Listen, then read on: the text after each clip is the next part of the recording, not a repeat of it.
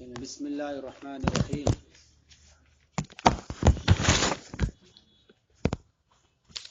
اب تک یہ تھا باب الاول فی الخبر والانشاء، یعنی تو باب اول خبر اور انشاء کے بیان میں تھا. اب ہر ایک کی تفصیل کریں گے. یعنی الکلام علی الخبر، خبر پر کلام، خبر پر کلام یعنی خبر کے متعلق کلام. اب یہ بحث تفصیل ہے، یعنی پھر انشاء کے تعلق سے بحث کریں گے. سمجھا نہیں؟ الکلام علی الخبر، کلام پر گفتگو، یہ خبر پر گفتگو، خبر پر گفتگو. الخبر اما یکون جملۃ فعلیۃ او اسمیۃ، خبر یا تو جملہ فعلیہ ہوگی جملہ اسمیہ. خبریہ کے جملہ خبریہ کیا ہوگا؟ دو، یعنی یا تو وہ جملہ فعلیہ ہوگا یا زید قائم جملہ اسمیہ، ضرب زید جملہ فعلیہ. اب اس میں تو کچھ نہیں ہے. چلیں فالاولی موضوعۃ لافادۃ الحدوث فی زمن مخصوص مع الاختصار. پہلا والا کون؟ جملہ خبری، جملہ فعلیہ. پہلا والا یعنی جملہ فعلیہ یہ وضع کیا گیا ہے اختصار کے ساتھ ایک مخصوص زمانے میں حدوث کا فائدہ دینے کے لیے. حدوث معنی کا فائدہ دینے کے لیے کیا ہے؟ پہلا والا جملہ فعلیہ کلام کے مختصر ہونے کے ساتھ ایک مخصوص زمانے میں اس معنی کا فائدہ دینے کے لیے کیا گیا ہے؟ وضع کیا گیا ہے. معنی حدث پڑھے ہوں گے آپ نے، اس میں حدث معنی بھی ہوتا ہے، معنی کا فائدہ کرنے کے لیے.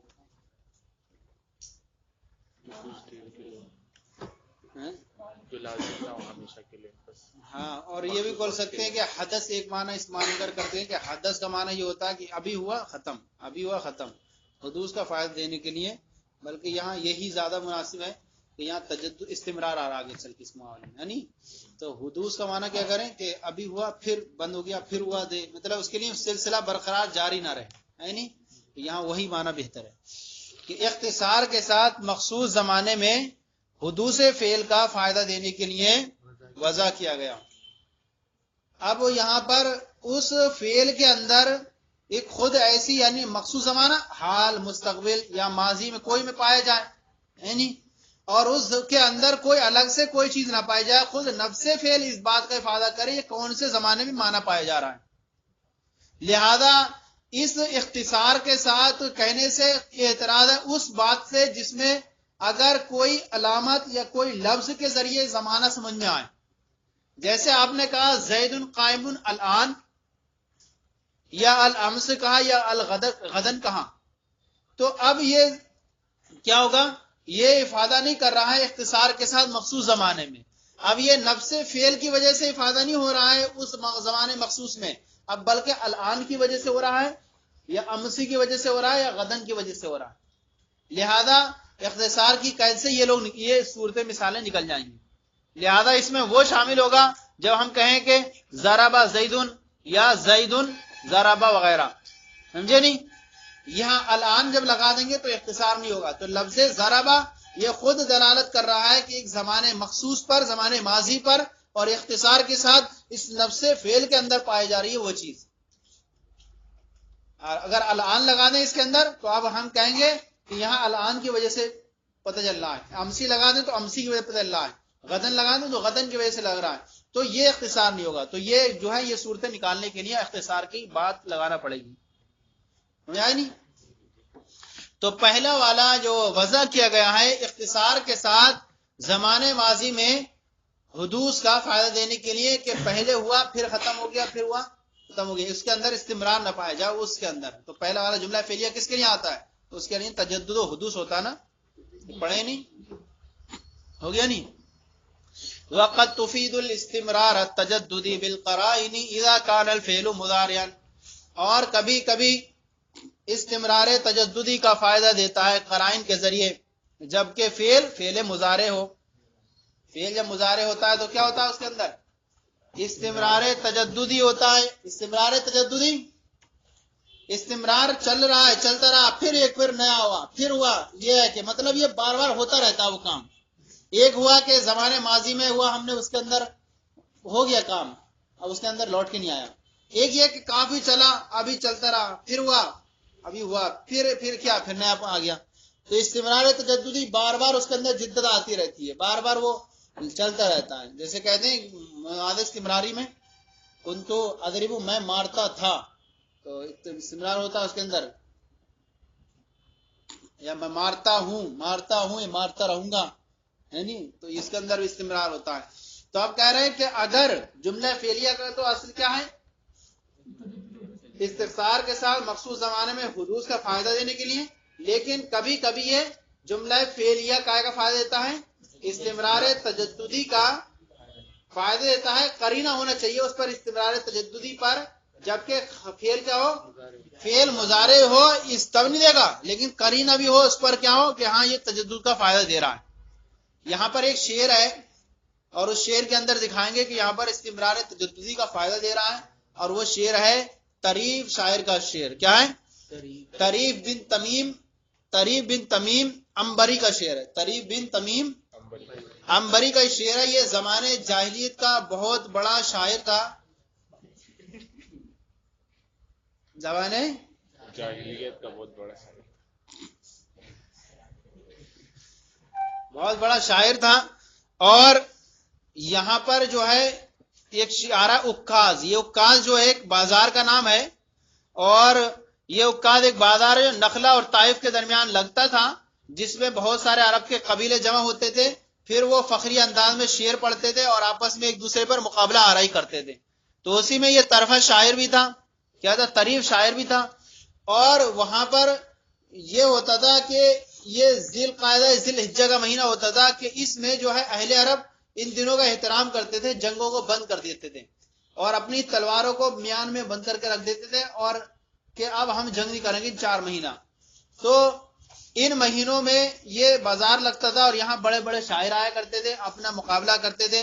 اور اس میں جو ہے نا، جو آتے تھے، جو اگر شاعر یا ہوتے تھے تو یا کسی نے کسی کو قتل کیا ہوتا تھا، تو وہ اس میں جو ہے نا اپنا چہرہ چھپا کے چلتا تھا، کیا چلتا تھا، پردہ ڈال کے چلتا تھا، تاکہ جو ہے اس کے جو قبیلے والے مجھے پہچان نہ لیں، اور پہچان لیں گے تو کہیں جو ہے قتل کر دیں مجھے۔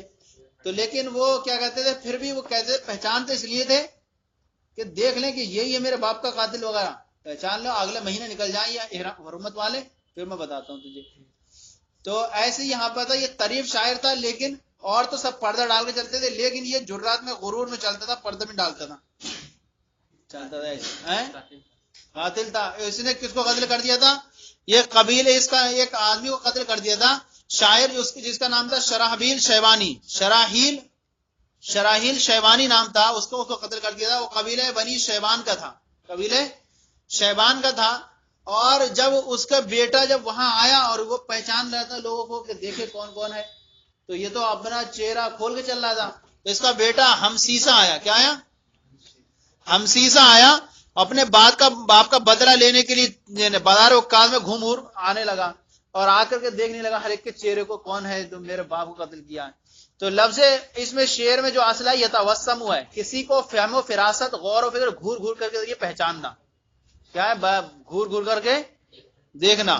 تو جب طریف شاعر ان کے پاس سے آیا اور اس نے گھور کر کے دیکھا، تو اس نے طریف شاعر نے کہا، مالا کا تنظر الیہ، تمہیں کیا ہو گیا، تم مجھے دیکھ رہے ہو میری طرف، کیا ہے، کیا کہہ رہا ہے، تمہیں کیا ہو گیا کہ تم مجھے گھور گھور کر دیکھ رہے ہو؟ تو اس نے کہا، اتوسمو کا لعارفہ کا، میں تجھے گھور گھور کر اس لیے دیکھ رہا ہوں تاکہ تجھے اچھی طرح پہچان لوں، اور جب کبھی جنگ کا موقع ملے تو اپنے باپ کے بدلے میں قتل کروں۔ تو یہ بھی بھڑک گیا، تو اس نے یہ شعر کہا، سمجھ آ گیا نہیں، آگے پس منظر سمجھ میں، یہ پس منظر ہے شعر کا۔ ہاں، او نہیں، اوبا کل، اس کے والد شراحیل شیبانی، اور اس کا نام تھا ہمسیسہ، آدمی کا نام تھا، بیٹے کا نام ہمسیسہ تھا۔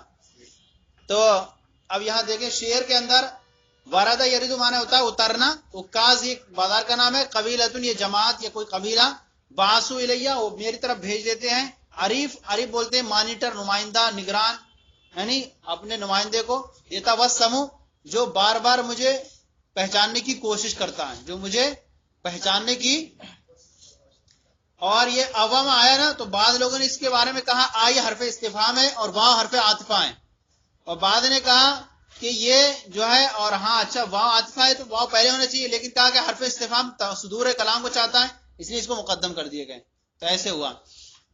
تو اب یہاں پر یہ ہے کہ کیا کلما واردت اکازا قبیلتن، کیا جب جب کلما کیا کرے گا، کیا جب جب کوئی قبیلہ بازار اکاز میں آتا ہے، بازار میں کیا جب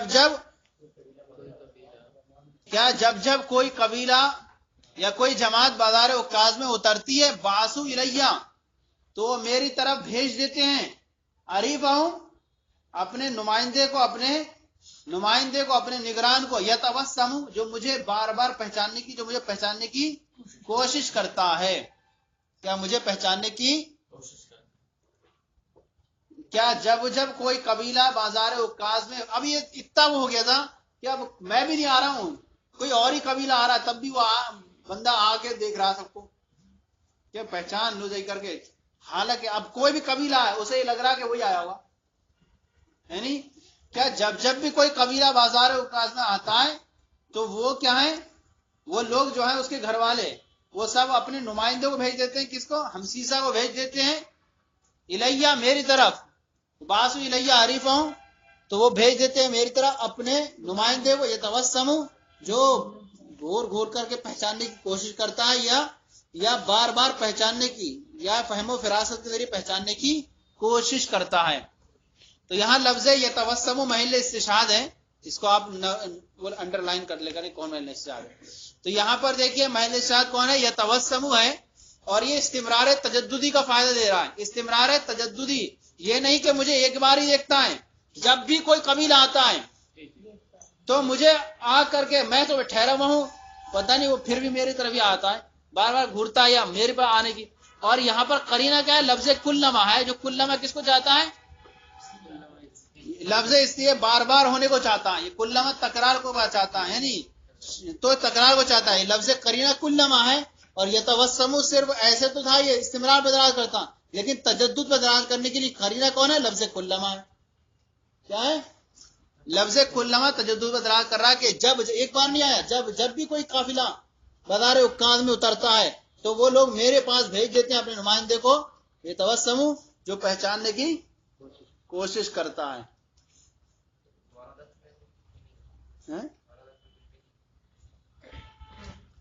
وارد میں اترنا، آنا، واردت فائدہ نہیں دے گا اس کا، لفظ کلما کی وجہ سے تجدد ہو رہا ہے، لفظ کلما کی وجہ سے تجدد ہو رہا ہے. یعنی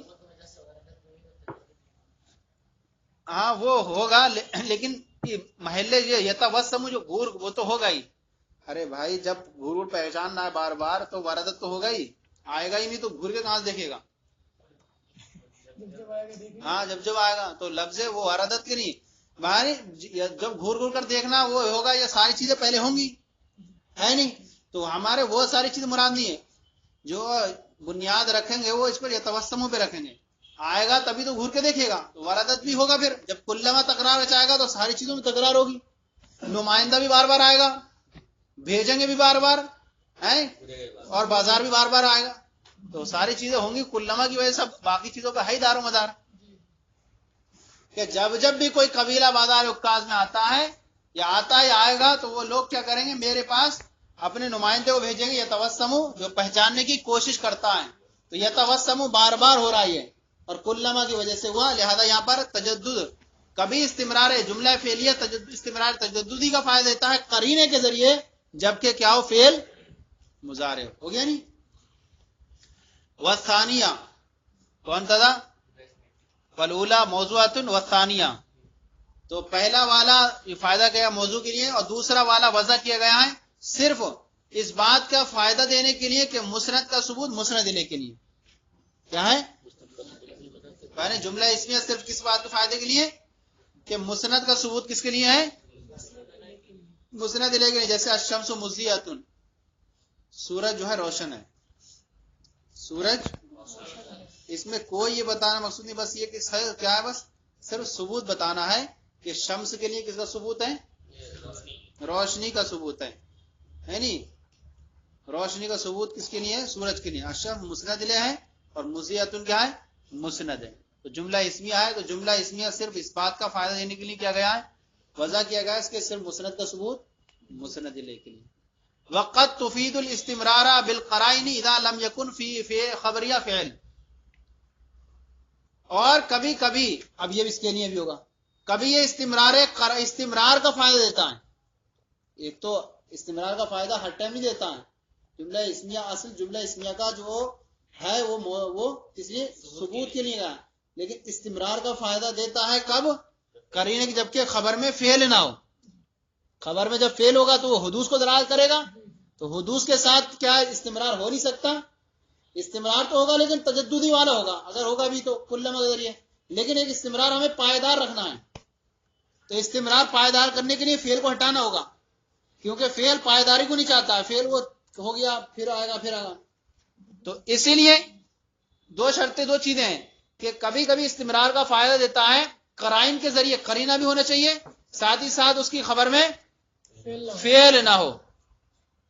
جیسے العلم نافع، علم کیا ہے؟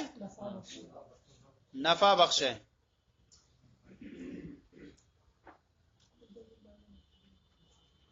اس کی خبر میں فعل نہیں ہے، کیونکہ فعل حدوث اور تجدد کو دلالت کرتا ہے، لہذا یہ ثبوت پر دلالت نہیں کر پائے گا اگر ہم فعل لائیں. صحیح ہے؟ تو استمرار اور قرینہ کیا ہے یہاں پر؟